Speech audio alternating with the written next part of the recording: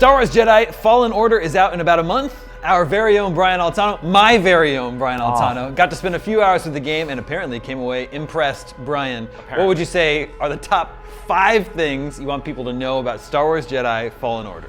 Okay, let's see. Number 1, there are at least 4 planets in the game, and each of them will take hours to 100%. I spent 3 hours playing on one planet and still had tons of stuff to do and find and discover, and at any point I could go back to my ship and travel to a different planet. Every new area had hidden doors and chests and stuff to open up and unlock, and returning to them later with newly acquired Force skills is what makes this game really become a Metroidvania. So there's like a ton to do here. So this isn't a linear game like, say, Titanfall 2. No, not really. It's actually surprisingly bigger than we expected. It's almost weird how much Respawn has kept that a secret. Anyway, number 2, combat gets really interesting when you're fighting multiple enemies at once. When you're head to head with like one stormtrooper, you'll take him out easily. You're a Jedi, of course. But when there's 3 or 4 of them, plus more up on a cliff holding machine guns and rocket launchers, things start to get a lot crazier. But you can't dismember body parts on human enemies, right? Just robots and aliens? Just robots and aliens, and that kind of sucks that you can't just behead a scout trooper in front of his friends or whatever, but it is what it is. Number 3, there are tons of weird, awesome, dangerous alien creatures to fight and find. You can even use your trusty droid, BD-1, who's adorable, to scan them and read about their lore in the game's menus. Fallen Order has lots of deep-cut, expanded universe aliens in it now, but I hope it gets some more iconic trilogy stuff like Rancors and Wampas. Yeah, or a dewback, although I'd feel bad fighting one of those since they seem so kind and gentle, like a giant frog cow. Indeed, dewbacks are for riding and milking, not fighting.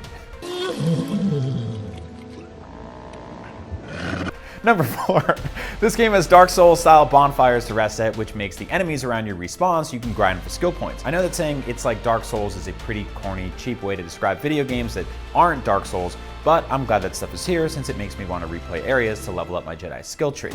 Also, when enemies kill you, you can respawn and go back to them and recollect your hidden souls, or Jedi points or whatever. I see what you did. Respawn. Yeah, I got it. That's right. They're making the game. It actually says respawn in huge letters when you die. No, it doesn't. Yeah, it does. No, it doesn't. It does. Number 5, this game has huge Zelda-style puzzles, almost like some of the huge puzzle rooms in Prince of Persia, with lots of moving parts and a ton of verticality to them. I opened a doorway by completing a small puzzle, only to realize it was just part of a much, much bigger puzzle room that was interconnected beneath the whole planet.